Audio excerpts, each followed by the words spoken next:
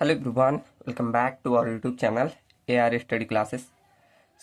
हम पढ़ रहे हैं जियो टेक्निकल इंजीनियरिंग और प्रीवियस लेक्चर में हमने परमिबिलिटी स्टार्ट किया था, जिसका एक लेक्चर हमने किया था, ठीक, जिसमें फॉलिंग हेड, कांस्टेंट हेड, ये हमारा मेन टॉपिक कवर हुआ था। आज उस पर एक हम न्यूमेरिकल मैं ले आया हूँ फॉलिंग हेड परमिबिलिटी पे, ठीक।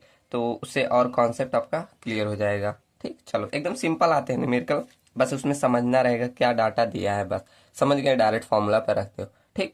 तो देखो, चलो ठीक, अब डायरेक्ट सोल्यूशन करते हैं। पहले पढ़ो क्वेश्चन क्या दिया है, ठीक। तो लिखा है in a falling head permeability test, ठीक। तो पहले फॉलिंग हेड परमिबिलिटी टेस्ट बोल ही दिया है, तो चलो फॉलिंग हेड परमिबिलिटी टेस्ट का फॉर्मूला लिख दे। क्या था परमिबिलिटी के लिए फॉर्मूला उसमें? K equal to E L by A T, A L by A T, फिर उसके बाद 2.303 लॉग 10, उसके बाद H1/H2, यही फॉर्मूला था। अब इसमें बस आपको एक एक टर्म फाइंड करना होता, आपको मिल गया, समझो आपका हो गया क्लियर क्वेश्चन, ठीक। तो उसके बाद लिखा इन ड्यूरेशन ऑफ 3 आवर, मतलब टाइम आपको मिल गया है, कितना लिखा टाइम? 3 आवर, ठीक। इसको आप सेकेंड में बदलिएगा, मतलब 3 आवर को 60 से मल्टीप्लाई करोगे तो ये कितना हो जाएगा मिनट में, और एक बार 60 करोगे तो ये सेकेंड में आ जाएगा, ठीक। उसके बाद लिखा है द इनिशियल हेड ऑफ इतना, उसके बाद ड्रॉप कर गया इतना, मतलब H1 आपका इतना था, उसके बाद ड्रॉप करके H2 कितना हो गया 350, ठीक। तो यहाँ से लिख दो H1 की वैल्यू कितनी दी है, H1 आपका 1000 mm, उसके बाद H2 आपको दिया है 350 mm, ठीक। क्लियर है ना, एकदम सिंपल क्वेश्चन है ये। उसके बाद लिखा है the diameter of stand pipe is 0.5 mm। तो मैंने बोला था ये जो स्मॉल ए होता है वो किसका एरिया है, स्टैंड पाइप का एरिया। तो यहाँ बोल सकते हैं स्मॉल ए, हमें यहाँ ऐसे डायरेक्ट स्मॉल डी लिख दे रहा हूँ इसको। स्मॉल डी आपको दिया है 0.5 सेंटीमीटर, मतलब डाया ऑफ स्टैंड पाइप, ठीक, डाया ऑफ स्टैंड पाइप ये आपको दिया है, ठीक।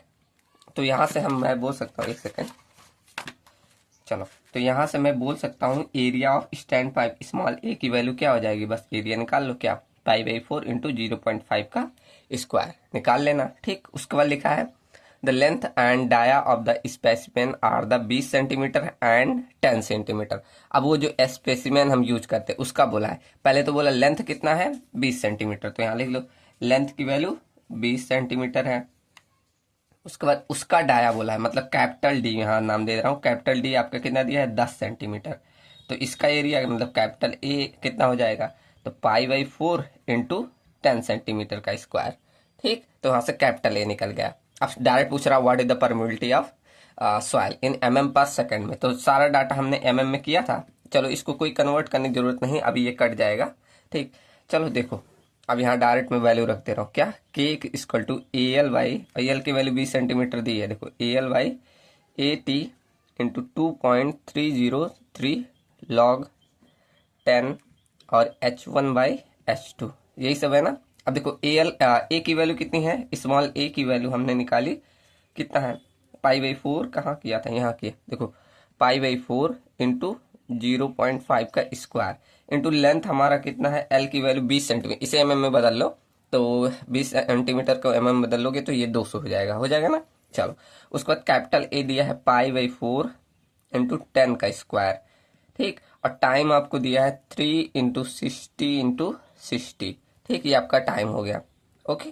चलो उसके बाद बस 2.303 लॉग 10 और H1 आपको कितना दिया है 1000, उसके बाद H2, ठीक। ये इससे काट देना, इसकी यूनिट कट गई, सॉल्व करके कमेंट में आंसर बता देना, मैं कैसे लाना भूल गया हूँ, ठीक, बताना कितना आया है, ठीक। चलो तो वह ऐसे सिंपल आपके फॉर्मूले पे आता है, आप लोग कर लोगे, थोड़ा कभी कभी इधर उधर कर देता है लैंग्वेज, तो वो देख लेना आप लोग, ठीक। तो एकदम सिंपल फॉलिंग है परमिबिलिटी, बस आपको फॉर्मूला याद होना चाहिए, कई लोग को फॉर्मूला ही नहीं ध्यान रहता है, ठीक। अब चलो एक छोटा सा टर्म और सिखाता हूँ, इसके बीच एक रिलेशन आता है, क्या क्या रिलेशन, देखो ऐसे हमने देखा था, मैं ऊपर वाला हेड बना रहा हूँ, जो फॉलिंग हेड का ऐसे हेड बनाया था ना मैंने, देखो ऐसे मैंने हेड बनाया था, और मैंने बोला था कुछ टाइम में, मान लो ऐसे हेड था, H1 हेड था कुछ टाइम में, और ये नीचे गिर कर ऐसे H2 तक, मान लो यहाँ तक था, ये H1 यहाँ तक था, उसके बाद कुछ टाइम ऐसे नीचे गिर के ये H2 हेड तक आ गया था ना। मान लो ये T1 टाइम से यहाँ आने में इसे T2 टाइम लग गया, ऐसे यहाँ नीचे गिरता है, मान लो एक और इससे नीचे भी कुछ देर बाद और नीचे गिरा, मान लो यहाँ तक आ गया, ऐसे यहाँ तक, ये मान लो H3 तक आ गया और इसे T3 टाइम बोल रहे हैं, ऐसे मतलब गिरते जा रहा है। ठीक, तो इनके बीच एक रिलेशन आता है, क्या, H2 equal to under root में H3 इंटू H1। ठीक, ये एक रिलेशन है। अब ये कैसे आया, अभी मैं प्रूफ कर दे रहा हूँ। ठीक, एकदम सिंपल। ठीक, ये रिलेशन आपका इसलिए बता रहा हूँ क्योंकि न्यूमेरिकल लगाओगे ना तो ऐसे भी सवाल आते हैं जिससे ये मदद करेगा आपका। ठीक, चलो अब देखो कैसे आता है ये मैं बता दूं। जैसे हमने पढ़ा ये परमिलिटी का फॉर्मूला, फॉलिंगर परमिलिटी का फॉर्मूला क्या, के इक्वल टू, एक सेकेंड, के इक्वल टू AL/AT, उसको 2.303 log 10, उसको H1/H2, यही फॉर्मूला पढ़ा ना, ये सबके लिए था। अब माना यहां से हम मान रहे हैं कि जो ये यहाँ से यहाँ तक, जैसे मान लो यहाँ से यहाँ तक और यहाँ से यहाँ तक जो मतलब हाइट गिर रहा है, जैसे T1 से T2 में T, तो मान लो सबका बीच का टाइम गैप T मान लिया हमने। ठीक, तो T टाइम लगा। तो चलो अगर मैं ये T टाइम निकालना चाहूँ कि कितना लग रहा है इसके लिए, H1 से H2 के लिए, तो यहाँ से T इक्वल टू, इसको बस इधर भेज दो, इसको इधर, मतलब AL/AT हो गया, सॉरी AL, ये K हो जाएगा, K को इधर भेज दिया और T को, मतलब T टाइम ये निकालना हो। ठीक, उसको ये 2.303 log 10 और ये हो गया H1/H2। ठीक, क्लियर ना। ऐसे हम सेकंड के लिए देखें। ठीक, सिमिलरली सेकंड के लिए क्या, बस यही H2/H3 हो जाएगा, मतलब ये इसको फर्स्ट इक्वेशन मान लो। ऐसे मैं अब सेकंड के लिए देख रहा हूँ, डायरेक्ट लिख दे रहा हूँ, T इक्वल टू क्या, ऐसे लिख दूँ AL/AK 2.303 log 10, और यहाँ क्या हो जाएगा, बस H2/H3 कर देना। ठीक, मतलब अब ये दूसरे हाइट के लिए देख रहे हैं ना, फॉर्मूला लिखते तो वही आता। ठीक, तो H2/H3 हो गया। अब इसे मैं इक्वेशन सेकंड मान ले रहा हूँ। ठीक, अब दोनों इक्वेशन को आप इक्वल करें by equating equation first and second. ठीक, अब प्रूफ करने की कोई जरूरत नहीं, आपको डायरेक्ट यही ध्यान हो जाता है, लेकिन मैं प्रूफ करवा दे रहा हूँ कहाँ से आया। ठीक, by equating first and second equation. देखो अब यहाँ इक्वेट करोगे, देखो AL/AK 2.303 log 10 और ये H1/H2 और इक्वल टू AL/AK 2.303 log 10 और ये H2/H3। अब यहाँ जो जो कट रहा है इसे काट दो, देखो ये कट रहा है, ये कट रहा है, बचा कितना, बस यही ना, H1/H2 इक्वल टू H2/H3। अब इसको इधर भेज दो, इसको इधर, तो मतलब H1 into H3 equal to H² हुआ ना, H2 का स्क्वायर। तो यहाँ इस स्क्वायर को इधर भेजोगे तो अंडर रूट में आ जाएगा ना, तो अंडर रूट में H1 into H3 equal to H2। तो ये रिलेशन ध्यान रखना। ठीक, क्लियरली है ना, एकदम सिंपल है, बस आपको ये रिलेशन ध्यान रखना है, ये आपके न्यूमेरिकल में मदद करेगी। ठीक, चलो क्लियर है ना। आज मैं परमिलिटी को खत्म करना है, इसलिए मैं काफी चीजें लिख कर भी ले आया हूँ, जैसे ये इनडायरेक्ट मेथड का बस फॉर्मूला, और यहाँ फैक्टर्स अफेक्टिंग के लिए ये मैं लिख के ले आया हूँ, जिससे टाइम ज्यादा ना लगेगा। ठीक, चलो तो ये इनडायरेक्ट मेथड देखो उतना पूछा नहीं जाता, बस नाम आपको ध्यान है, आज का फॉर्मूला भी ध्यान रखना। आगे हमें कोई कोई पढ़ना भी है, जैसे कंसोलिडेशन वाला हुआ, और कौन सा है, तरजागी मेथड हुआ, ये सब आगे आएगा भी। ठीक, तो बस नाम ध्यान रखना कि इनडायरेक्ट मेथड क्या है परमिलिटी ज्ञात करने। जैसे पहला है कॉजनी कारमान मेथड, इसका फॉर्मूला क्या है, K equal to 1/K gamma W mu e cube 1 plus e into D square. ठीक, ये फॉर्मूला है, K मतलब परमिलिटी यहाँ को डिनोट कर रहा है। इसका सेकंड एक फॉर्म और होता है, K equal to 1/KK dash into gamma D mu into e cube by 1 plus e into में यही जो डी स्क्वायर है इसको स्पेसिफिक सरफेस एरिया में कन्वर्ट किया। जैसे आपको पता होगा D directly proportional to specific surface area, अगर ये रिलेशन पता हो तो वहीं से इसको बना दिया गया। ठीक, यहाँ के और के डैश वही कोजनी कारमान कांस्टेंट दिखा रहा है, जो कि डिपेंड करते हैं शेप और कर्वेचर ऑफ वाइड्स पे। ठीक, तो ये पहला है, ज्यादा डिटेल में नहीं पढ़ना, इसका पूछा नहीं जाता, बस आप नाम ध्यान रखना, कभी 2 नंबर में पूछ ले, और फॉर्मूला ध्यान रख लेना। ठीक, देखो वही लिखा है, किस पे डिपेंड कर रहा है, शेप और कर्वेचर पे।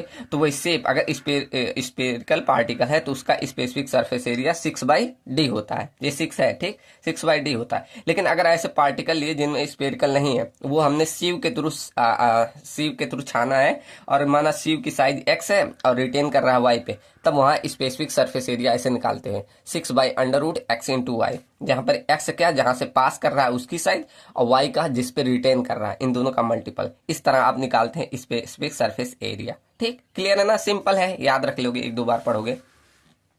उसके बाद सेकंड देखो, एलन हेजन मेथड। अब इसमें क्या डायरेक्ट परमिलिटी के से ही डिनोट किया जाता है ना, तो के इक्वल टू सी डी का डी 10 का स्क्वायर। डी 10 क्या होता है? Effective size. सी यहाँ एक कांस्टेंट है जिसे आप 100 ले सकते हैं, इन्होंने बोला एलन हेजन ने, ठीक। तो यहाँ से के इक्वल टू आप 100 इंटू डी 10 का स्क्वायर लिख सकते हो, ये इनका फॉर्मूला था। थर्ड आपका कंसोलिडेशन, ये K equal to C B M B into gamma W है। जब हम कंसोलिडेशन पढ़ेंगे तो ये एक बार और ये आएगा, ठीक। वहाँ पूरा फॉर्मूला ये निकाल के मैं दिखाऊंगा, बस यहाँ फॉर्मूला ध्यान रख लो, C B M B into gamma W. C B क्या है? Coefficient of consolidation. M B क्या है? Coefficient of volume compressibility. ये आगे आपको बहुत डिटेल में पढ़ेंगे, ठीक। तो क्लियर है ना? ये सारे इसे नाम ध्यान रख लेना और एक बार फॉर्मूला पढ़ लेना। चलो, उसके बाद तरजागी द्वारा क्या दिया गया? K equal to 200 into e square into D का स्क्वायर। डी यहाँ ई तो मालूम है वाइड रेशियो, और डी क्या है? तो ये साइज ऑफ स्पेरिकल, जो कि डिपेंड करते हैं ratio of volume of spherical surface area same as that given particle, मतलब D equal to V by S A into 6, ठीक। तो ये इसका है। अब चलो पांचवा क्या है? एक लूडेंस मेथड आते हैं। इनका क्या? log 10 into K into S S का square equal to A by, ये है पोरोसिटी वाला, ठीक, इंटू बी। अब यहाँ ए एंड बी कांस्टेंट होते हैं, जिसे आप इतना ले सकते हैं। एन आपका वही देखो पोरोसिटी है, और एस एस क्या है? स्पेसिफिक सरफेस एरिया, ठीक। तो ये लूडेंस का फॉर्मूला था, ध्यान रख लेना। एक बार लिख लिख के ऐसे याद करोगे ना, हो जाएगा। उसके बाद जैकीज मेथड, ठीक। तो ये क्या होता है? के इक्वल टू 100 डीएम का स्क्वायर। डीएम क्या है? It denote the size of particle whose frequency और ऑकरेंस इज मैक्सिमम। जिसका फ्रीक्वेंसी मतलब ज्यादा ऑकर होने की है, उसे हम बोल देते हैं, ठीक। चलो, तो ये हमारे जैकीज मेथड हो गए, ठीक। क्लियर है ना? ये इनडायरेक्ट मेथड 6 हैं, तो ये ध्यान रख लेना, ठीक। चलो, अब हम देखते हैं, अब देखते हैं फील्ड मेथड, ठीक। ये समझ में आया ना, डायरेक्ट इनडायरेक्ट। अब फील्ड में कहाँ कैसे परमिलिटी आती होगी। अब हमारा आ गया फील्ड मेथड। अब फील्ड मेथड में दो मेथड होते हैं, एक पंपिंग आउट मेथड, एक पंपिंग इन मेथड। मैंने ऑलरेडी ये लिखवाया था शुरू में, ठीक। तो पहला स्टार्ट करते हैं पंपिंग आउट मेथड। अब यही सबसे इंपॉर्टेंट है, पंपिंग आउट मेथड। इससे क्वेश्चन पूछे जाते हैं, पंपिंग आउट मेथड, ठीक। यहाँ ये सब मतलब जितना डेरिवेशन करा रहा हूँ, डेरिवेशन भी आते हैं, ठीक। ऐसा नहीं स्किप कर देना, काफी डेरिवेशन पूछे गए हैं। अभी जैसे ये अभी जो करवाया था फॉलिंग हेड कांस्टेंट है, इसका पूछा गया है। और अभी करवाऊंगा ये इसी में पंपिंग आउट में अनकन्फाइंड कन्फाइंड आता है, उसका आएगा, ठीक। तो ये सब आते हैं। चलो, तो देखो पंपिंग हेड परमिलिटी, ये किस सॉरी पंपिंग आउट मेथड, ये किसके लिए वैलिड होता है? ये हमारा कोर्स ग्रेन्ड सॉइल के लिए वैलिड होता है, ठीक। क्यों? इसमें हम देखो, इसमें आप नाम सुन रहे पंपिंग आउट, मतलब क्या करते हैं? पानी को पंप आउट बाहर करके उसकी परमिलिटी हम फाइंड कर लेते हैं, ठीक। और इसमें जब देखोगे पानी निकालोगे ना, तो एक लार्ज रेडियस ऑफ इन्फ्लुएंस देखने का आपको मिलेगा, ठीक। अभी ये इसका मतलब क्या, अभी फिगर बना के बताऊंगा तो और अच्छे से क्लियर होगा, ठीक। तो पहला क्या बोला कि ये किस मेथड किसके लिए वैलिड होता है? कोर्स ग्रेन्ड सॉइल के लिए। तो लिखो this method is suitable for किसके? कोर्स ग्रेन सॉइल के लिए, ठीक। तो लिख लेना पूरा, कोर्स ग्रेन सॉइल के लिए, ठीक। इसमें हम क्या करते हैं? वाटर इज पम्प्ड आउट, मतलब पानी को इसमें हम बाहर निकालते हैं। जैसे आप लोग देखे होंगे ना, ये क्या आपके पानी निकाले जाते हैं इंजन द्वारा, वैसे ही सेम इसमें पानी हम निकाल के वही देखेंगे, ठीक, कितनी परमिलिटी है।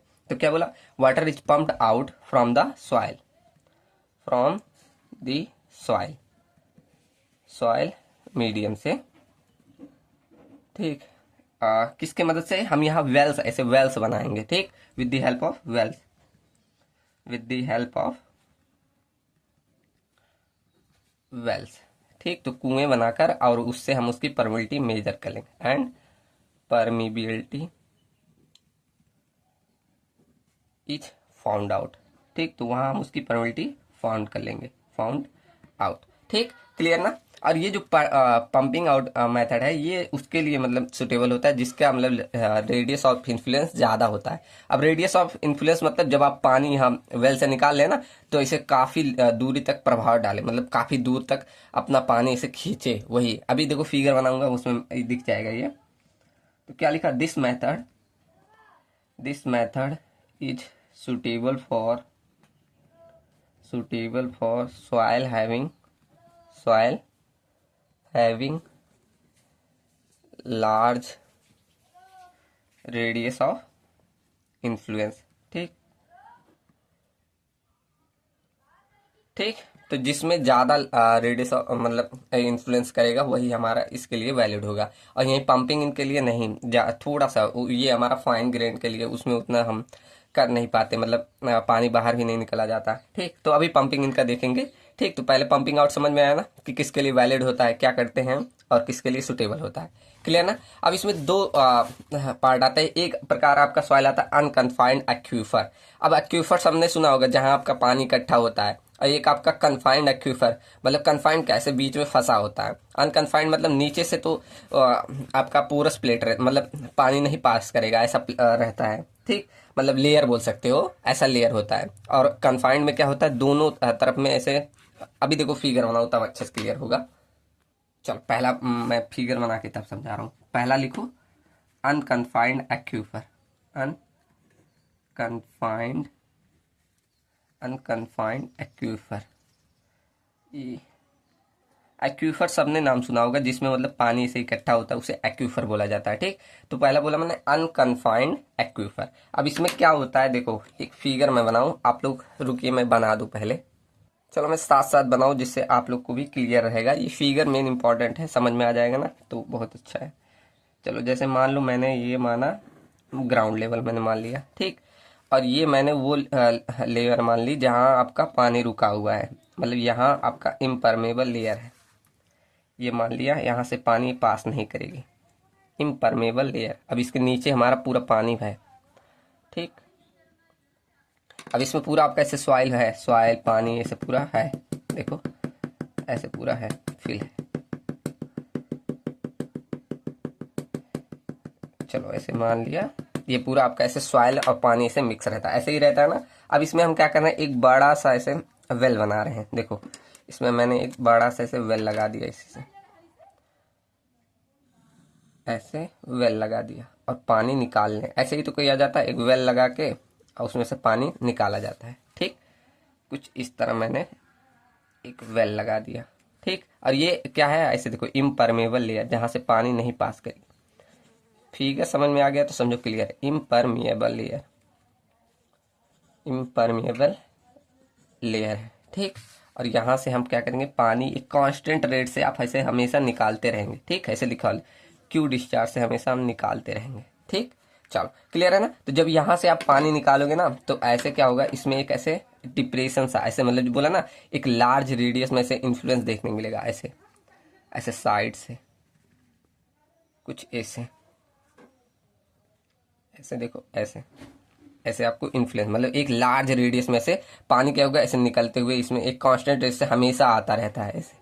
ठीक, तो यही बोला जाता है लार्ज रेडियस ऑफ इन्फ्लुएंस हमें देखने को मिलता है। ठीक, तो ये से लिख दो, ये आपका ग्राउंड लेवल है और ये आपका इम्परमेबल लेयर है, और इसमें हम ये टेस्ट वेल क्या है, वेल बनाकर पानी निकाल रहे कांस्टेंट रेट पे। ठीक, अब इसका वेल का कुछ रेडियस हम मान ले रहे। चलो मान लो इसका ये सेंटर पॉइंट है, ये माना हमने इसका ये सेंटर है, तो इसका रेडियस इसके आधा पे होगा। तो मान लो इसका रेडियस, रेडियस ऑफ वेल हम RW नाम दे रहे हैं। ठीक, और ये पूरी मतलब हाइट जो है जहाँ से इम्परमेबल लेयर है, मान लो ये H हमने मान ली। ठीक, पूरी हाइट हमने H मान ली।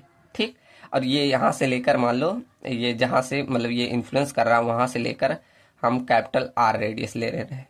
ठीक, मतलब जहां तक इन्फ्लुएंस कर रहा है यहाँ तक हमने माना, तो इसे कैपिटल R नाम दे रहे हैं। ठीक, अब क्या करते हैं, बगल में हम साइड में ना कुछ टेस्ट मतलब टेस्ट करने के लिए टेस्ट व्हील डालते हैं। इसे मतलब मेन वेल बोला जाता है। देखो जो यहाँ लगा रहे हो, इसे मेन वेल बोला जाएगा, इसे मेन वेल बोला जाएगा। ठीक, और इसके बगल में हम कुछ टेस्ट वेल लगाते हैं टेस्ट करने के लिए। ठीक, देखो ऐसे साइड में छोटे छोटे, मतलब इतने बड़े रेडियस के नहीं रहेंगे, लेकिन ये छोटे छोटे रेडियस के ऐसे लगा देते हैं। देखो मान लो ऐसे हमने, मतलब इससे कम रेडियस का रहेगा, और इसे टेस्ट करने के लिए यहाँ साइड में से लगा दिया जाता है। एक बराबर रहेगा, देखो मैंने ज़्यादा नीचे कर दिया, ऐसे सेम इसको भी एक मतलब दो लगा दे रहा हूँ। ठीक, चलो ऐसे दो साइड में लगा दिया। आप लोग को फिगर उसमें भी दिखेगा, तो काफ़ी टफ सा रहेगा, ये ऐसे समझोगे काफ़ी समझ में आया होगा। ठीक, चलो तो यहाँ से ये हमने साइड में टेस्ट वेल लगा दिया, यहाँ लिख दो साइड में, ये हमने साइड में क्या लगा दिया, टेस्ट वेल्स। ठीक, क्लियर है ना। अब इनकी भी रेडियस कुछ होगी, तो मान लो इनका सेंट्रॉइड ये है, तो ये सेंट्रॉइड से लेकर यहाँ तक का रेडियस हम मान ले रहे हैं R1 है। ऐसे इसके सेंट्रॉइड से यहाँ तक R2 रेडियस मान ले रहे हैं। ठीक, अब इनकी कुछ हाइट भी होगी, तो इसे मान ले रहे हैं H1 हाइट। ठीक, इसे H1 हाइट मान ले रहे हैं और इसे H2 हाइट मान ले रहे हैं। ठीक, क्लियर ना। ये हमारे टेस्ट वेल्स है।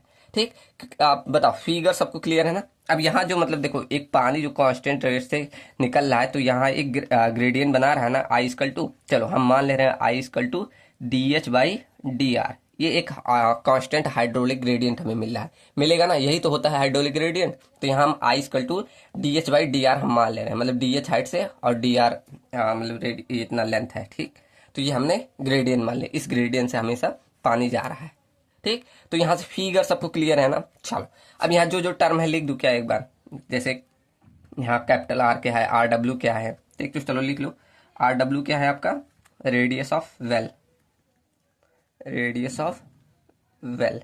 और कैपिटल R क्या मैंने बोला, कितना रेडियस तक इन्फ्लुएंस कर रहा है, radius of influence, radius of influence. ठीक, क्लियर है ना, यही बोला। और यहाँ H1 H2 ये सब हाइट है, इसे मत लिखो।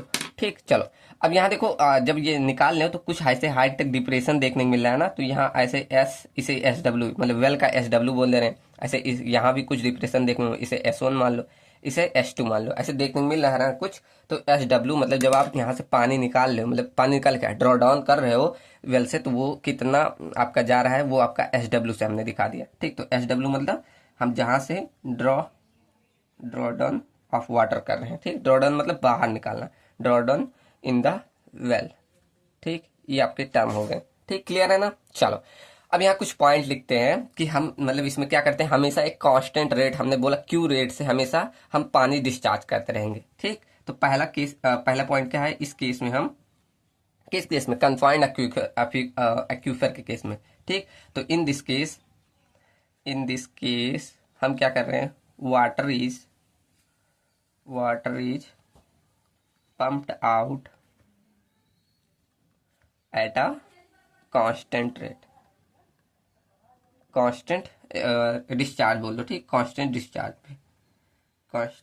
डिस्चार्ज पे हम पानी निकालते रहेंगे, जिसे हमने क्यू बोल दिया। ठीक, क्लियर ना। अब देखो इसमें हम क्या कर रहे हैं, ऐसे वाटर को रेडली ऊपर की तरफ फ्लो करने दे रहे हैं। ठीक, ऐसे देखो जा रहा है ना, लेकिन कोई बॉटम से वाटर को अलाउ कर दे रहे हैं या नीचे से नहीं कर रहे हैं ना, तो सेकंड ये लिख दो, जो जो पॉइंट इसमें किया है वही लिख दो। ठीक, तो वाटर को क्या करें हम, अलाउ करें, water is allowed to flow readily towards the well. ठीक, इसमें हम अलाउ कर रहे हैं वेल के थ्रू पानी फ्लो करने। ठीक, और लेकिन हम क्या कर रहे हैं, water flow from the bottom of well is not allowed. ठीक, हम नहीं अलाउ कर रहे हैं। ठीक, नीचे से हम पानी नहीं अलाउ, क्योंकि हमारा एक इम्परमेबल लेयर है, यहाँ से पानी नहीं जाएगा। ठीक, और यहाँ पर हम देख रहे हैं एक कांस्टेंट हाइड्रोलिक ग्रेडियंट भी हमें मिल रहा है, तो ये भी लिख दो। Third, a constant hydraulic gradient is considered। ठीक, तो हमने ये हाइड्रोलिक ग्रेडियंट कंसीडर किया, कंसीडर्ड। ठीक, कितना, I इक्वल टू हमने बोला DH/dr। ठीक, क्लियर ना। और चौथा लिख दो, इसमें हमारा डार्सी लॉ वैलिड, अभी हमने डार्सी लॉ पिछले लेक्चर में पढ़ा था ना, तो इसमें आपका डार्सी लॉ वैलिड होता है। ठीक, तो डार्सीज लॉ इज वैलिड। ठीक, तो आपका डार्सी लॉ इसमें वैलिड होता है। तो चलो डार्सी लॉ लगा दो, अब हम सीधे प्रूफ पे बढ़ रहे हैं। ठीक, तो डार्सी लॉ के अकॉर्डिंग क्या था, डिस्चार्ज Q इक्वल टू क्या था, K into I into A, यही था ना, ये हमारा डार्सी लॉ के अकॉर्डिंग हो गया। ठीक, अब देखो यहाँ हमारा एरिया क्या होगा, जब हम पानी निकाल रहे हैं कांस्टेंट रेट से, तो ऐसे एक डिप्रेशन सब मिल रहा है ना, ऐसे ये मान लो आपका सॉइल, ऐसे सॉइल का पूरा ऐसे सरफेस था, ऐसे सॉइल था। ठीक, तो यहाँ पर ऐसे कांस्टेंट रेट से निकालने की वजह से यहाँ एक ऐसे डिप्रेशन सा देखने को मिल रहा है। मान लो इसकी हाइट हमने h मान ली, तो इसका एरिया अगर निकालना हुआ तो हम क्या ऐसे लिख सकते हैं, ये परिध का एरिया क्या होता है, 2πr, ये परिध हो गया, इंटू हाइट कर दें तो हमें ये एरिया मिल जाएगा, कितना एरिया तक ये पानी निकाला। ठीक, तो यहाँ हम ऐसे लिख दे Q equal to K into I और एरिया के स्थान पे लिख दे 2 पाई R इंटू एच। किसी को दिक्कत यहाँ तक नहीं? ठीक, चलो बढ़िया। अब देखो यहाँ Q इक्वल टू, अब यहाँ देखो K इंटू, अब यहाँ I इक्वल टू हमने क्या बोला था, एक कांस्टेंट हाइड्रोलिक ग्रेडियंट मिल रहा है क्या, DH बाई DR, ये मिल रहा था ना। चलो बढ़िया। अब देखो 2 पाई R इंटू एच, ये हो गया ना। अब इसे हम कुछ अरेंज करेंगे, कैसे, देखो हम क्या कर दे, एच यहाँ मिला ना, एच को यहीं रहने दो, इसको इधर भेजो, ऐसे देखो Q अपॉन और 2 पाई R इधर भेज दो, तो ये नीचे आ जाएगा 2 पाई R, ठीक, और DR इधर भेज दो इंटू DR इक्वल टू, अब ऐसा क्यों कर रहे हैं अभी मालूम चलेगा। उसके बाद K इंटू, अब यहाँ बचा K इंटू ये H इंटू DH, ये बचा ना। चलो अब यहाँ से हमने ऐसे इसलिए क्या, हम इंटीग्रेशन कर सकते हैं, कैसे, देखो Q अपॉन 2 पाई, अब यहाँ 1 अपॉन R DR, ये एक रिलेशन बनाना, तो इसे हम इंटीग्रेशन कर सकते हैं कुछ इस तरह। देखो यहाँ हम ले लें यहाँ R1 से लेकर R2 रेडियस तक, और इसे कर दे 1 अपॉन R इंटू DR, ठीक, इक्वल टू इतना। अब की कांस्टेंट है, बाहर ले लो, ये देखो Q अपॉन 2 पाई कांस्टेंट है, इसे बाहर ले लिया, हमने बोला था ना कांस्टेंट रेट से, पाई तो कांस्टेंट, 2 कांस्टेंट ही है, ठीक, तो K यहाँ, ये भी K हमारा कांस्टेंट टर्म है, और यहाँ पर ये इंटीग्रेशन हो जाएगा H1 से लेकर H2, और यहाँ ये H है, ठीक, H इंटू DS। यहाँ तक किसी को डाउट क्लियर है ना। चलो, पता है कि जब भी हम 1 अपॉन R या कोई भी ऐसे अपॉन के टर्म में होता है, जब इसका आप इंटीग्रेट करते हो क्या आ जाता है, लॉग में आ जाएगा, ठीक, तो ये आ जाएगा ln, ऐसे कुछ ln R और ब्रैकेट में R1 से R2, यही होता है ना। ठीक, सबको पता है, सबने पढ़ा है इंटीग्रेशन, नहीं पढ़ा तो आपके लिए गलती, अभी आप पहले सेमेस्टर में पढ़े होंगे इंटीग्रेशन, ठीक, तो ये हो गया। अब के यहाँ ये क्लियर ना। अब यहाँ देखो इस तरफ आए तो के कांस्टेंट है, इसे बाहर कर दो, और यहाँ h का जब इंटीग्रेशन करोगे तो क्या हो जाएगा, h स्क्वायर बाई 2 हो जाता है, और ये H1 से लेकर H2, ठीक, क्लियर है ना सबको। चलो बढ़िया। अब यहाँ हमारा सॉल्व करो, Q अपॉन 2 पाई, अब देखो लॉग को जब ये हटाते हैं तो ये कुछ ऐसा आ जाएगा 2.303, ऐसे लिख देते हैं, लिखते हैं ना। उसके बाद ये हमारा R2 माइनस R1, ये आपका हो जाएगा, होता है ना। चलो बढ़िया। और उसके बाद K, ओहो 2.303 log 10 रहता है, log 10 R2 माइनस R1 ये रहता है, ठीक, चलो बढ़िया। अब ऐसे इसको कर दो, इसको करोगे तो ये क्या हो जाएगा, H2 ये H स्क्वायर है ना, तो H2 का स्क्वायर माइनस H1 का स्क्वायर बाई 2, ठीक, ये इस तरह हो जाएगा। अब इसको इधर लिखो, देखो क्या आया था लास्ट में, एक सेकेंड, Q अपॉन 2 पाई, Q अपॉन 2 पाई 2.303 log 10। अब देखो R2 माइनस R1 को हम ऐसे भी, जो log के टर्म में रहता है, ऐसे बटे में भी लिख सकते हैं, R2 बाई R1 लिख सकते हैं, सबको मालूम होगा, log का बेसिक रूल है, ठीक। चलो तो ये ऐसे लिख दिया। अब यहाँ क्या बचा था, K इंटू H2 का स्क्वायर माइनस H1 का स्क्वायर बाई 2, ठीक, ये आपका आ गया, ठीक, क्लियर ना। चलो अब यहाँ देखो 2 से ये 2 कट जाएगा, इसे यहीं काट दे रहे हैं, देखो इधर 2 इधर 2 काट दो, कट गया ना। चलो अब यहाँ से हमें यही परमिलिटी चाहिए, बस परमिलिटी निकाल दो, तो परमिलिटी K इक्वल टू, अब इसको यहीं रहने दो। अब ये हमारा यहाँ से आ गया क्या, ये डायरेक्ट यहाँ Q upon pi 2.303 log 10 R2 by R1 divided by क्या हो गया, H2 का स्क्वायर माइनस H1 का स्क्वायर, ये आपका फॉर्मूला है परमिलिटी का। कितना इजी था, कोई बड़ा डेरिवेशन था, छोटा सा ही है, ठीक। क्या क्या किया देखो, एक बार फिर से रिवाइज करा दे रहा हूँ। पहले क्या किया, डार्सी ला लगाया, डार्सी लगा से हमने एरिया देखा, जितना डिप्रेशन हुआ एरिया क्या हो जाएगा 2 pi R into H, area रख दिया, फिर कुछ आई रख दिया, आई को ऐसा अरेंज किया कि हमारा इंटीग्रेशन का टर्म बन गया, फिर इंटीग्रेट कर दिया, फिर डायरेक्ट हमने सॉल्व करके ऐसे ले आया। ये आपका फॉर्मूला है क्या, K equal to Q upon pi 2.303 log 10 R2 by R1 H2 का स्क्वायर माइनस H1 का स्क्वायर, ठीक, ये हमारा आ गया परमिलिटी। इस इक्वेशन को बोला जाता है थेम्स इक्वेशन, THIM, ठीक, थेम्स इक्वेशन। अगर आपके 2 नंबर में पूछ ले थेम्स इक्वेशन क्या है, तो यही लिख देना, ठीक है, Q अपॉन पाई 2.303 log 10, ठीक, H2 माइनस H1 का स्क्वायर, ठीक, अब यहाँ आपको दिख रहा होगा R2 R1 क्या है, ये जो बगल में आपने टेस्ट 12 लगाया है उनका रेडियस है। नहीं, अगर आपने टेस्ट 12 यूज ही नहीं किया तब क्या करोगे, मतलब डायरेक्ट आपने वही मेन वैल्यू यूज कर लिया तब देखो यहाँ फॉर्मूला थोड़ा सा चेंज हो जाता है। अगर आप कह रहे हो if test wells are not used, अगर आपने टेस्ट वेल नहीं यूज किया तब देखो बस यहाँ पर फॉर्मूला सब वही है, बस थोड़ा सा चेंज आएगा। देखो के इक्वल टू क्या हो जाता है यहाँ क्यू अपॉन पाई, ये रेडियस बस बदलेगा। देखो 2.303 log 10।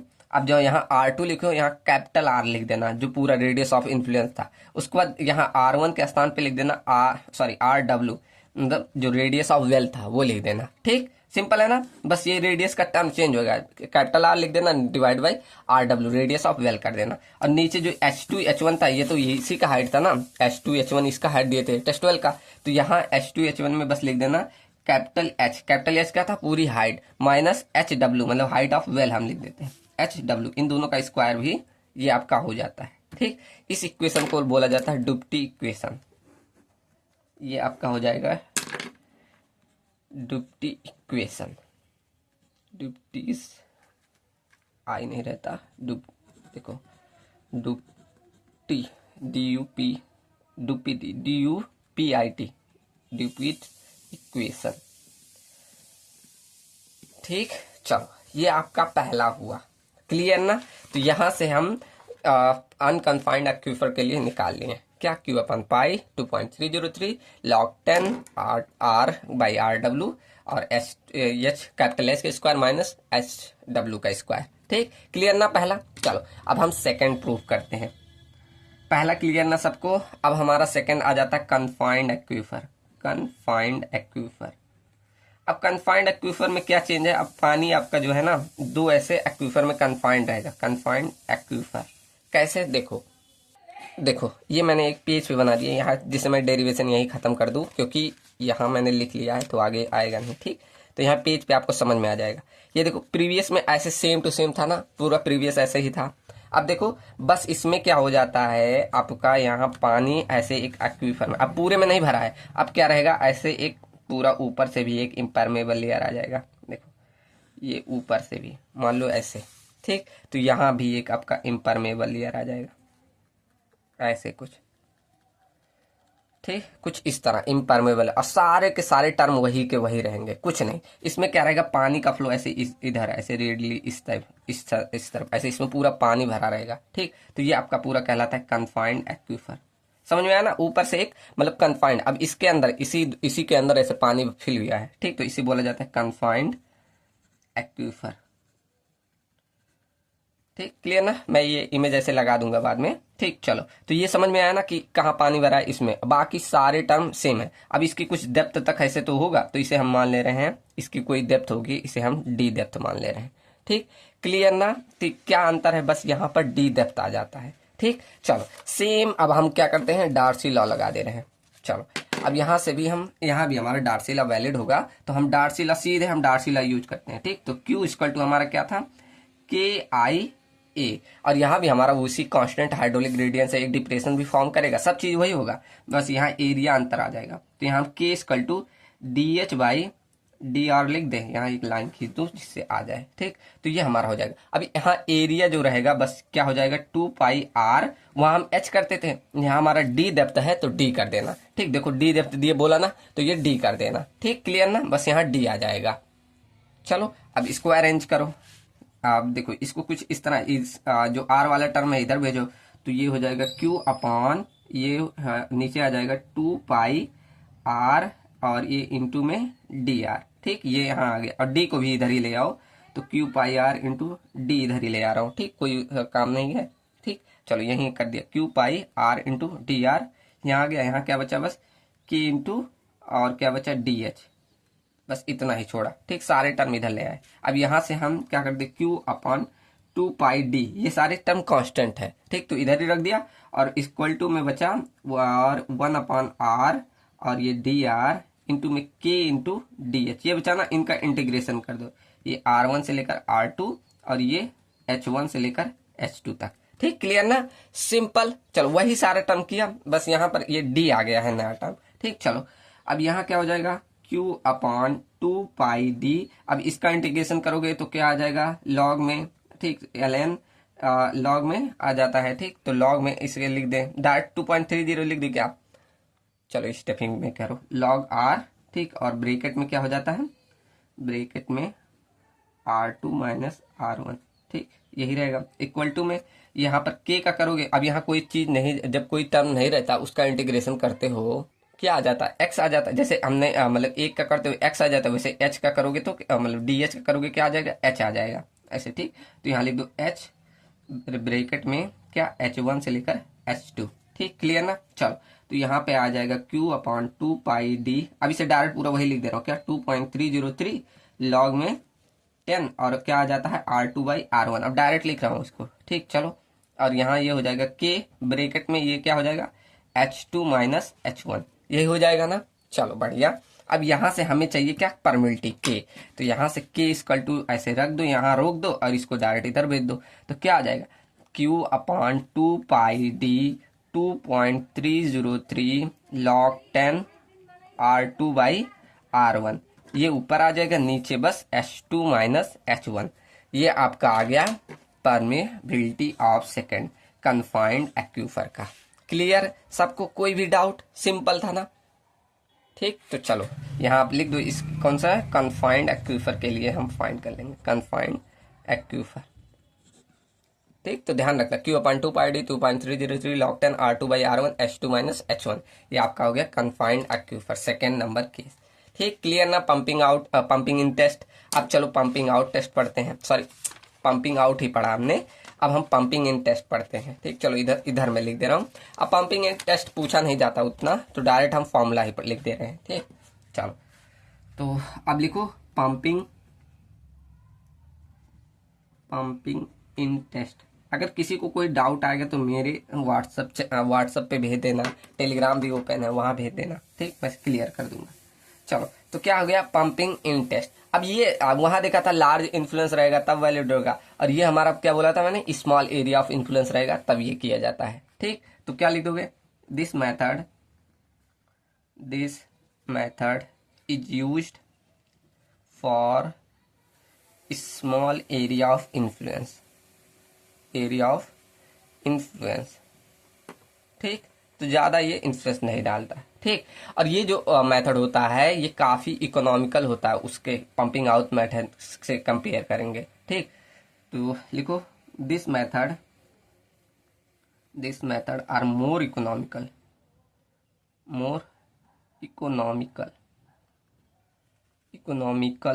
ठीक, किसके, देन पंपिंग आउट टेस्ट से, देन पंपिंग आउट टेस्ट से, ठीक। चलो इसमें दो टेस्ट किए जाते हैं, एक ओपन इन टेस्ट होता है, एक पैकर्स मेथड टेस्ट होता है। डायरेक्ट मैं फॉर्मूला लिख दे रहा हूँ, ठीक। चलो मैं लिख दूं, उससे टाइम थोड़ा बच जाएगा। देखो ये रहा पूरा ओपन एंड पैकर्स टेस्ट, ठीक। देखो ओपन एंड में परमिलिटी अगर ज्ञात करने तो k equal to Q upon 5.5 R into H. अब यहाँ क्यू क्या है, कांस्टेंट रेट से जो फ्लो करवाते हैं वही डिस्चार्ज बोला जा रहा है। R आपका रेडियस ऑफ वेल होता है, एच आपका height under water flow takes place, sorry क्या लिखा, head under which flow takes place, मतलब जिस आप हाइट हेड से आप वाटर को फ्लो करवा रहे हो वो, ठीक। तो ये पूछा नहीं जाता, बस आप ध्यान रख देना ऐसे फॉर्मूला, बाई चांस 2 नंबर में पूछ ले तो, ठीक। अब पैकर टेस्ट दो चीजों पे डिपेंड करा है कि अगर लेंथ जो है ग्रेटर देन हो जाए 10 टाइम ऑफ रेडियस के, ठीक, तब वहां ये फॉर्मूला वैलिड रहेगा। लेकिन अगर रेडियस और लेंथ की वैल्यू इसके बीच में रहेगी, मतलब radius is less than length और length is greater than 10 time of radius के, तो आपका ये फॉर्मूला वैलिड रहेगा, ठीक। एक बार बस पढ़ लेना, ये पूछा नहीं गया है अभी तक, ठीक। आपका ज्यादातर पंपिंग आउट टेस्ट ही पूछा गया है, तो वो ध्यान रखना, ठीक।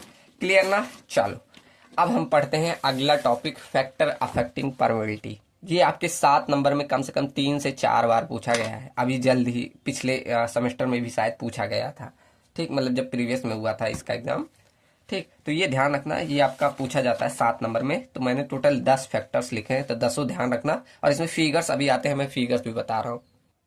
चलो तो अब पहले इसका समझो, मतलब फैक्टर अफेक्टिंग परमिलिटी, मतलब परमिलिटी ऐसे कौन कौन से फैक्टर है जो परमिलिटी को अफेक्ट कर सकते हैं, ठीक। तो वो सब हमें सीखना है, ऐसे ये 7 नंबर में पूछा जाता है।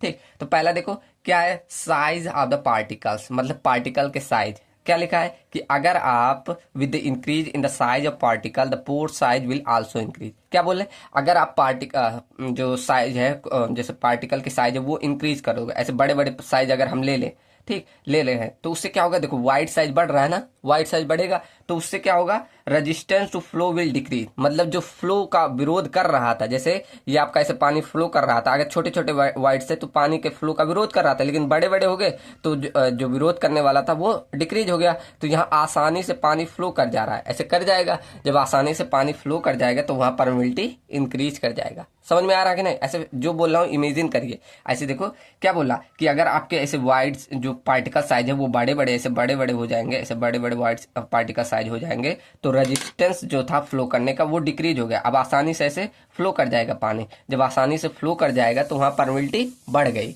ठीक, तो यहाँ क्या हुआ, अगर size of the particle decrease increase होगा तो उस आधार पे ये बोल सकते हैं कि permeability is directly proportional to D10। D10 मतलब इफेक्टिव साइज बोला जाता है, तो इफेक्टिव साइज के ये डायरेक्टली प्रोपोर्शनल होगा। मतलब अगर इंक्रीज किया साइज तो परमिलिटी भी इंक्रीज करेगी, अगर पार्टिकल साइज डिक्रीज किया तो परमिलिटी भी डिक्रीज करेगी। ठीक, क्लियर ना पहला। अब सेकंड देखो, सेकंड उसी पार्टिकल साइज पे ही डिपेंड है। जैसे मैंने बोला स्पेसिफिक सरफेस एरिया, अब मैं बोलूं अभी आप छोटे छोटे ऐसे पार्टिकल लो, ऐसे छोटे छोटे पार्टिकल, तो इसका स्पेसिफिक एरिया ज्यादा होगा कि इसका, ऐसे इसका। ठीक, अब जिनको स्पेसिफिक सरफेस एरिया नहीं मालूम, आप क्या कर दो, देखो इनके बीच एक ऐसे रस्सी लगाना हो, ऐसे रस्सी लगाना हो तो किन में ज्यादा रस्सी लगेगी, और इनमें ऐसे ऐसे मतलब चारों तरफ, जैसे ये गोल सा है ना, ऐसे इसके बीच मुझे रस्सी बांधनी है, तो ऐसे छोटे छोटे पार्टिकल है और ऐसे एक बड़ा सा है, तो आप बोलेंगे ऐसे छोटे छोटे पार्टिकल में लगाने में काफी ज्यादा लग जाएगा, लगेगा ना, और एक में लगाने में ऐसे काफी कम। तो जिनमें ज्यादा लगेगा उसका स्पेसिफिक सरफेस एरिया ज्यादा होता है, और जिनमें कम उसका सरफेस एरिया कम होता है। इस तरह ध्यान रखना। ठीक, तो देखो क्या बोला कि अगर आपका with decrease in the particle size, जैसे पार्टिकल साइज डिक्रीज किया मतलब छोटे छोटे पार्टिकल साइज हुए, तो स्पेसिफिक सरफेस एरिया बढ़ रहा है, बढ़ेगा ना, देखो मैंने बोला ना काफी स्पेसिफिक सरफेस एरिया हो जाएगा, तो वहां रेजिस्टेंस ऑफ फ्लो भी इंक्रीज हो जाएगा। अब देखो काफी महीन महीन पार्टिकल ऐसे छोटे छोटे हैं, तो यहाँ पानी फ्लो करने में काफी दिक्कत आएगी, तो वही बोला resistance to flow will decrease, so permeability यहाँ डिक्रीज कर जाएगी। समझ में आया ना कि यहाँ हम बोल सकते हैं, ऐसे लिख दी, इधर लिख दे रहा हूँ, यहाँ हम बोल सकते हैं कि परमेबिलिटी है वो डायरेक्टली प्रोपोर्शनल है to this specific surface area के। ठीक, समझ में आया ना कि अगर आपका स्पेसिफिक सरफेस एरिया बढ़ रहा है तो परमेबिलिटी की वैल्यू आपकी डिक्रीज करेगी, और वहीं स्पेसिफिक सरफेस एरिया घटेगा तो परमेबिलिटी बढ़ेगी। ठीक, तो इस तरह आपका ये रिलेशन बनेगा, ऐसे नीचे रिलेशन भी लिख देना। ठीक, चलो तो ये समझ में आया ना। चलो अब थर्ड देखते हैं। अब जिनको सारा टर्म ये क्लियर होगा ना उनको थोड़ा सा भी डाउट नहीं होगा, लेकिन जिनको स्पेसिफिक सरफेस एरिया ये सब नहीं मालूम होगा उनको दिक्कत आ रही होगी। अब थर्ड देखो, डिग्री ऑफ सैचुरेशन। अब डिग्री ऑफ सैचुरेशन मतलब अगर आपका पानी थोड़ा भीगा हुआ है तब क्या हो रहा है। ठीक, तो देखो with increase in a degree of saturation the water channel in the pores of the soil medium increase, hence resistance to flow decrease and permeability will increase. अब यहाँ कहना क्या चाहता है, जैसे आपका ये कोई सॉइल मीडियम था, ऐसे मान लो सॉइल का पूरा मीडियम था, ठीक, ये पूरा मीडियम था। अब ये डिग्री ऑफ सैचुरेशन मतलब ऑलरेडी इसमें पानी ऐसे था, ऐसे पानी इसमें भरा हुआ है।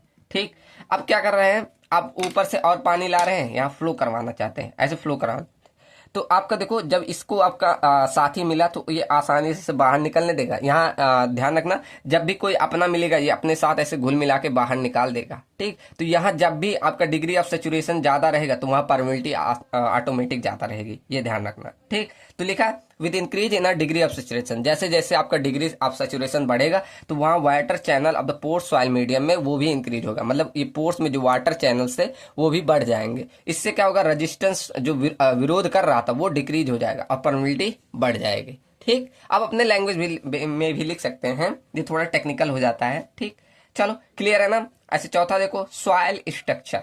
अब सॉइल का स्ट्रक्चर कैसा उस पर भी डिपेंड कर रहा है। जैसे the permeability of loose grain soil will be more than the dense soil, मतलब जो काफी डेंस रहेंगे, ऐसे काफी पास पास रहेंगे। ऐसे देखो इसमें से अब मुझे इसमें से पानी पास कराना है तो निकलेगा नहीं निकलेगा, लेकिन इसमें ऐसा हाथ बनाया हो तो देखो ये काफी दूर दूर है तो आसानी से पानी पास कर जाएगा, तो इसका मतलब वही है। ठीक, ऐसे देखो, जैसे फ्लॉकुलेंट स्ट्रक्चर पढ़ा था ना, तो उसमें हमारी क्या लिखा था, permeability of the flocculent structure is more. क्यों? क्योंकि उनमें वाइड साइज बड़े बड़े थे, बड़े बड़े वाइड साइज थे, पीछे पढ़ा भी था। और डिस्पर्ज स्ट्रक्चर के वाइड साइज कंपेयर लिखा देन द डिस्पर्ज स्ट्रक्चर, मतलब उससे कंपेयर करके बोल रहा है कि उसके साइज ज्यादा थे फ्लॉकुलेंट के, तो वहां परमिलिटी हमें ज्यादा देखने को मिलेगी। ठीक, तो इस तरह आप सॉइल स्ट्रक्चर को भी रिलेट करके बता दोगे।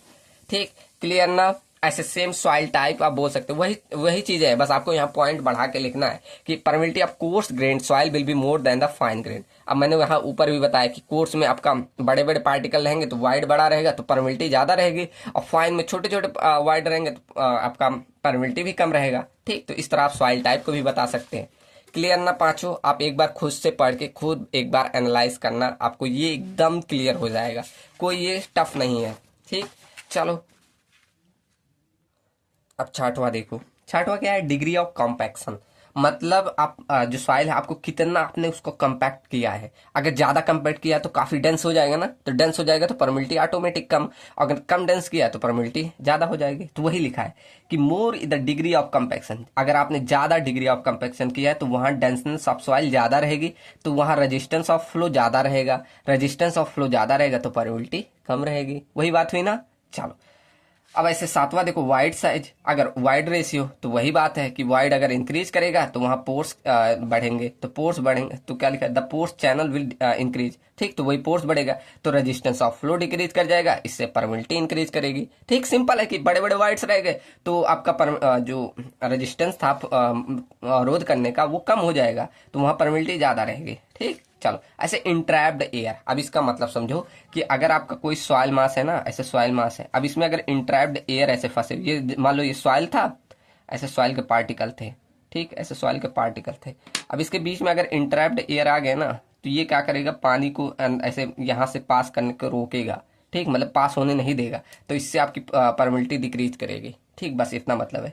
तो क्या लिखा, विथ इंक्रीज द इंट्रैप्ड गैसेज। अगर इसके अंदर इंट्रैप्ड गैसेज बढ़ेगा तो रेजिस्टेंस ऑफ फ्लो इंक्रीज कर जाएगा, ड्यू टू फ्रिक्शन की वजह से ये होता है। ठीक, तो इससे आपकी परमिलिटी यहाँ डिक्रीज कर जाएगी। ठीक, तो ये ध्यान रखना, अगर बीच में से इंट्रैप्ड गैसेज से बढ़ गए तो यहाँ पानी पास नहीं करने देगा। ठीक, चलो ऐसे फॉरेन इम्प्योरिटीज, अगर मतलब इसके अंतर्गत इम्प्योरिटी ज्यादा हो गई, मतलब काफी ज्यादा इम्प्योरिटी रहेगी, तो वहां भी हमारी परमिलिटी डिक्रीज कर जाएगी। कैसे? जैसे मान लो ये सॉइल मास था, ऐसे पार्टिकल थे सॉइल के, अब इसमें क्या हुआ, कुछ ज्यादा इम्प्योरिटी मतलब घास फूस पॉलीथीन ऐसे ज्यादा हो गए, तो जब पानी फ्लो करेगा तो यहीं रुक जाएगा, नहीं जाने देगा। ठीक, तो यही बोल रहा है, with increase in the foreign impurities resistance of flow increase हो जाता है, तो परमिलिटी वहां आप ऑटोमेटिक डिक्रीज हो जाएगी। ठीक, क्लियर ना?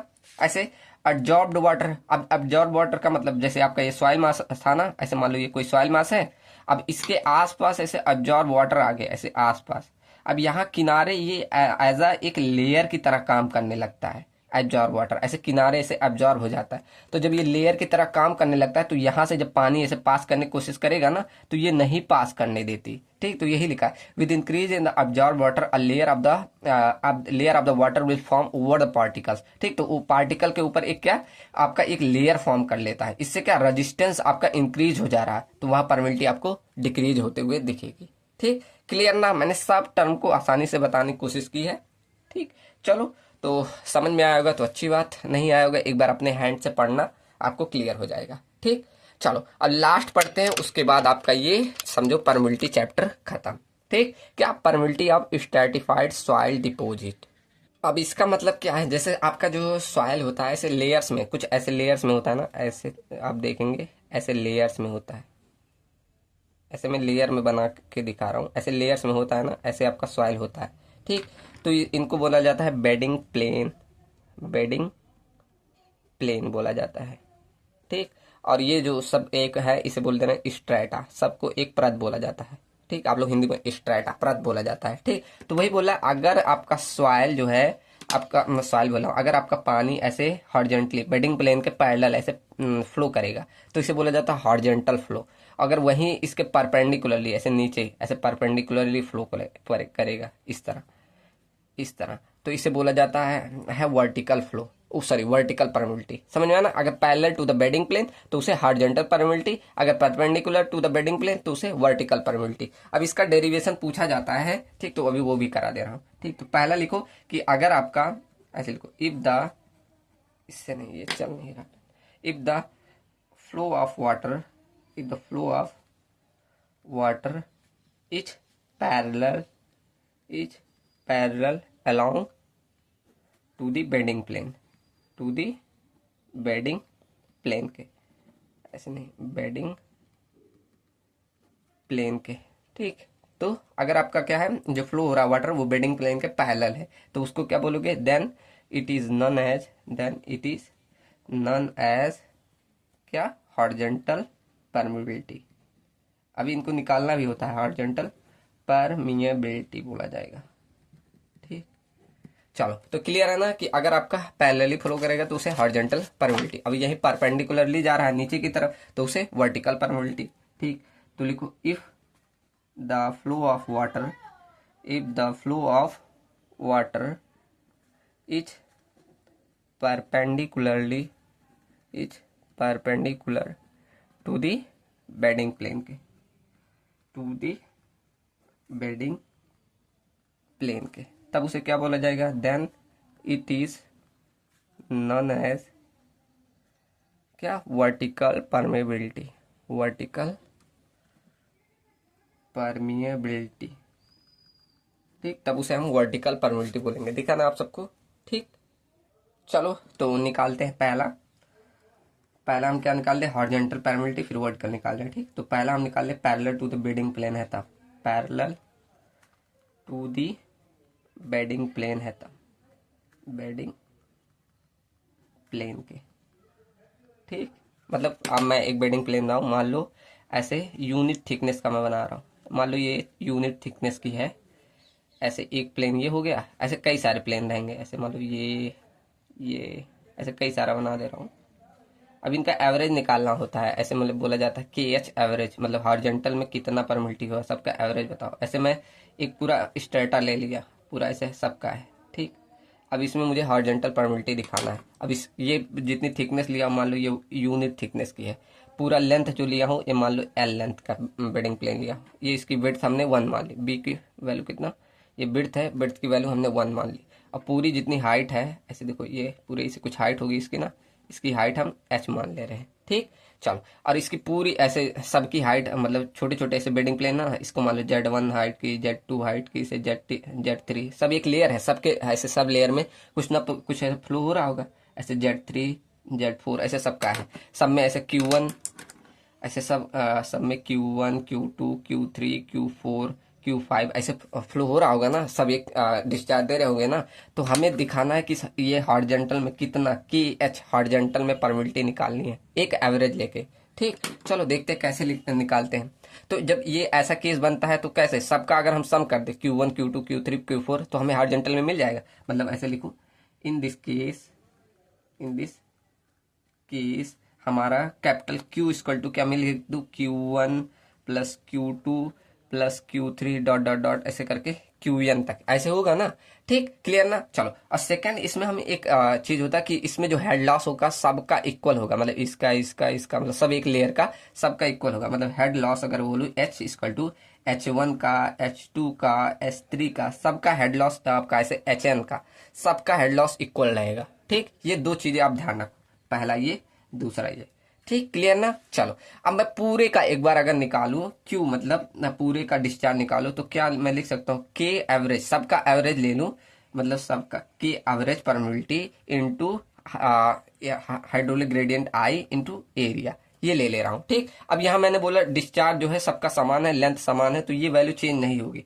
मतलब K एवरेज इंटू ये, तो हाइड्रोलिक ग्रेडियंट सबका समान, क्यों मैंने बोला जो हेड लॉस है सबका सेम है और लेंथ बराबर ही है, तो यहाँ मैं लिख सकता हूँ इसको एक ही टर्म में H/L लिख दे रहा हूँ, ठीक। क्लियर ना। ऐसे आपका ये देखो एरिया, अब एरिया सबका अलग अलग होगा, जैसे ये Z1 इंटू 1, Z2 कुछ अलग जब तक होगा, तो ऐसे लिख दो Z1 plus Z2 plus Z3 dot dot करके ऐसे Zn, ऐसे सबका अलग अलग हाइट होगा, और हाइट इंटू विड्थ से मल्टीप्लाई कर दो, विड्थ सबका 1 ही माने हो, ठीक। तो ये आपका एरिया हो गया, ठीक। क्लियर ना यहाँ तक। अब इसे इक्वेशन मान लो, इक्वेशन फर्स्ट मान लो, यहाँ हमने Q बराबर ये निकाला, ठीक। यहाँ तक क्लियर सबको, ठीक। चलो, अब एक एक का ऐसे मैं निकालू, अगर एक Q1 का निकालू, Q1 डिस्चार्ज, तो ये क्या आएगा, K1 इंटू I1, सॉरी ऐसा नहीं, Q1 इक्वल टू मैं क्या लिख सकता हूँ, ऐसा ही था, मैं गलत कर दिया। देखो Q1 equal to K1 into I1 into A1, यही रहेगा ना। मैं पहले ऐसे पहले लेयर का निकाल रहा हूँ,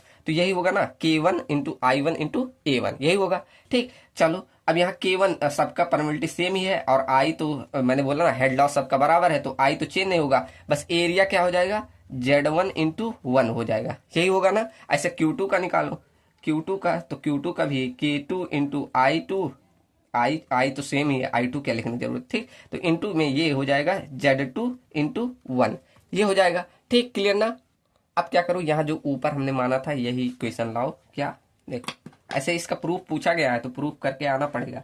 हमने क्या लाया था, Q equal to Q1 plus Q2 plus Q3 ऐसे डॉट डॉट करके Qn तक, यही लाया था ना। तो यहाँ कैपिटल Q की वैल्यू हमने निकाली है। क्या क्या निकाला है, capital Q equal to K average, यहाँ के H लिख दे सकते हो, K हॉरिजॉन्टल का एवरेज।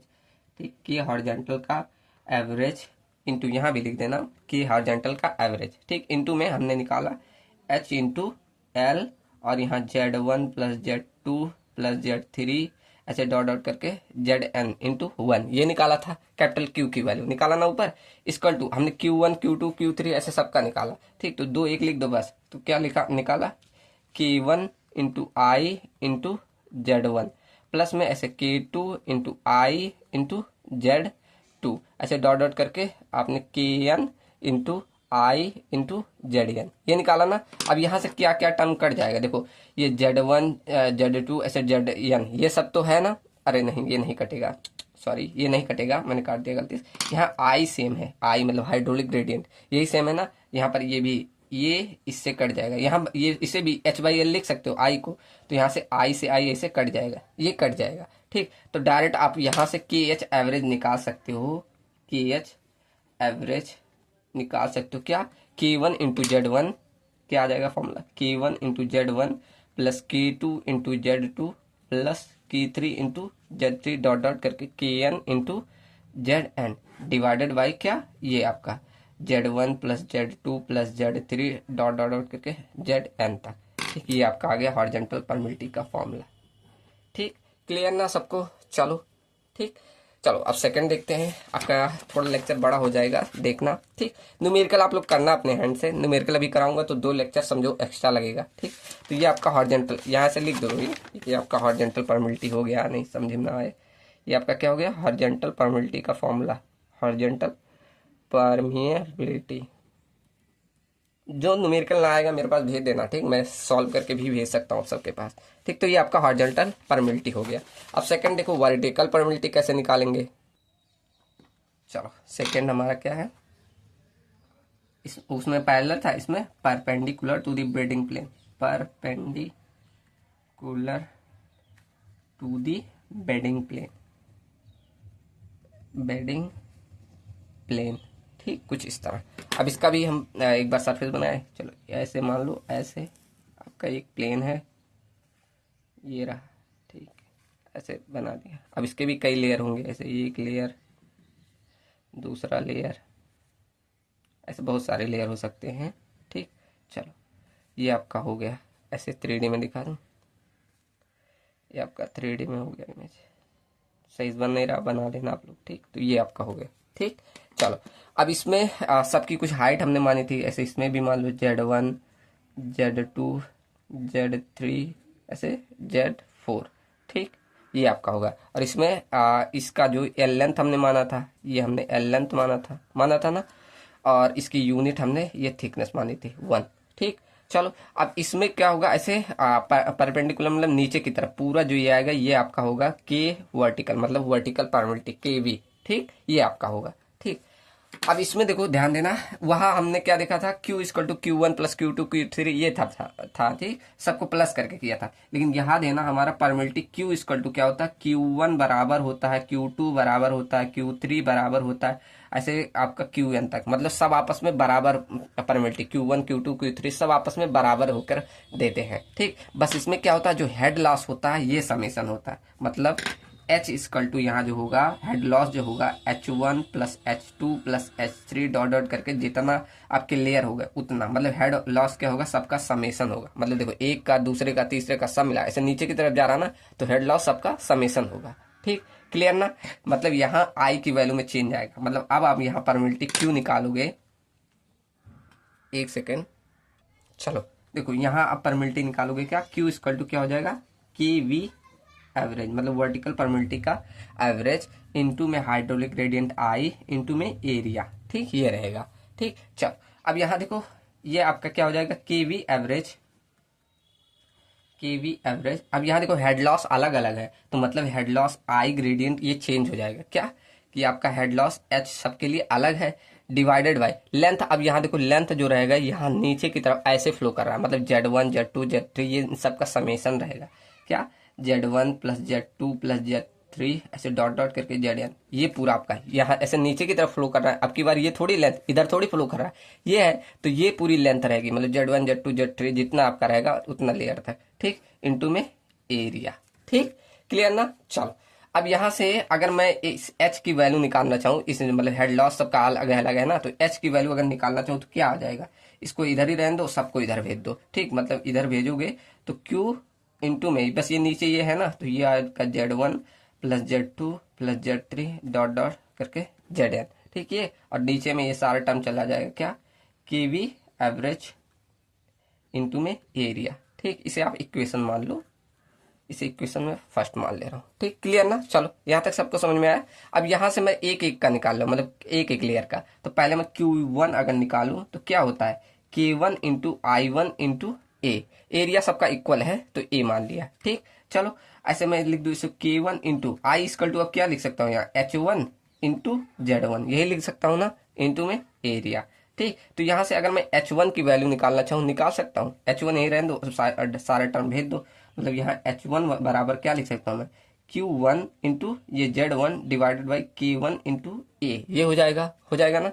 चल बढ़िया। ऐसे मैं Q2 के लिए निकालूं तो Q2 के लिए क्या हो जाएगा, बस ये सब टर्म जहाँ 1 हो वहाँ 2 कर दो, तो यहाँ डायरेक्ट में H2 के लिए ऐसे कर दे रहा हूँ, मतलब दूसरे के लिए, तो यहाँ हो जाएगा Q2 Z2 ऐसे K2 इंटू ए हो जाएगा, ये होगा ना। ऐसे S3 के लिए निकालोगे तो Q3 Z3 into K3 into A, ऐसे मतलब पूरा करके आएगा, मैं डायरेक्ट लिख दे रहा हूँ। ठीक, तो ऐसे निकल के आ जाएगा। ठीक, तो यहाँ अब हमने जो लिखाला था यहाँ H बराबर, अब यहाँ हमने लिखा था H बराबर H1 plus H2 plus H3 dot dot Hn, यही लिखा था ना। अब H की वैल्यू हमने यहाँ निकाली है और H1 H2 भी निकाल दिए, सबको रख दो। क्या निकाला, H1 हमने H निकाला हमने क्यू ब्रेकेट में Z1 plus Z2 plus Z3 dot dot Zn divided by के वी एवरेज इंटू में एरिया, ये निकाला। और H1 H2 क्या निकाला हमने, Q1 Z1 divided by K1 A plus में Q2 Z2 K2 into A, ऐसे डॉट डॉट करके Qn Zn divided by Kn into A, यही हो जाएगा ना। अब यहाँ जो टर्म कट रहे हैं उनको काट दो, तो क्या कट जाएगा, देखो ये आपका एरिया से एरिया हट जाएगा ना, देखो एरिया से एरिया कट जाएगा। ठीक, क्लियर।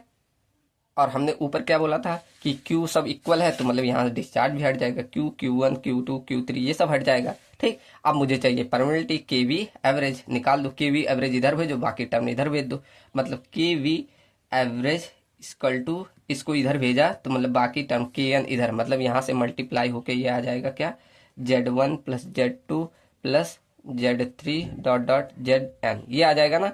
और बाकी यहाँ इसको इधर भेजे, इसको नीचे, यहाँ नीचे इसके आ जाएगा। ठीक, तो मतलब Z1 बाई यहाँ Z1 by K1 plus Z2 by K2 ऐसे डॉट डॉट करके Zn बाई Kn तक, ये आपका फॉर्मूला होता है वर्टिकल परमिबिलिटी का। ठीक, तो प्रूफ जरूर ध्यान रखना, प्रूफ पूछा गया है इसीलिए मैंने प्रूफ भी करवा दिया। ठीक, तो ये फॉर्मूला किसका है, वर्टिकल परमिबिलिटी का, परमिबिलिटी का। ठीक, चलो तो यहाँ खत्म होता है आपका सेकंड चैप्टर, इसमें परमिबिलिटी। अभी इसमें सीपेज बढ़ा हुआ है, अब हमारा सीपेज 2 से 3 लेक्चर लगेगा, वो थोड़ा बड़ा चैप्टर है। ठीक, चलो तो मिलते हैं नेक्स्ट वीडियो में, और वीडियो कैसी लगी जरूर बताना। ठीक, चलो thank you and thanks for watching and numerical लगाते रहिएगा। ठीक, मैं न्यूमेरिकल नहीं करा पा रहा हूँ क्योंकि ज़्यादा लेक्चर हो जाएंगे। ठीक, यूट्यूब पे भी ज़्यादा लेक्चर हो जाता है ना, अभी प्लेलिस्ट 50 लेक्चर का हो जाएगा तो सब सोचेंगे क्या पढ़ा है, इसीलिए। ठीक, चलो तो मिलते हैं नेक्स्ट वीडियो में। Thank you and thanks for watching.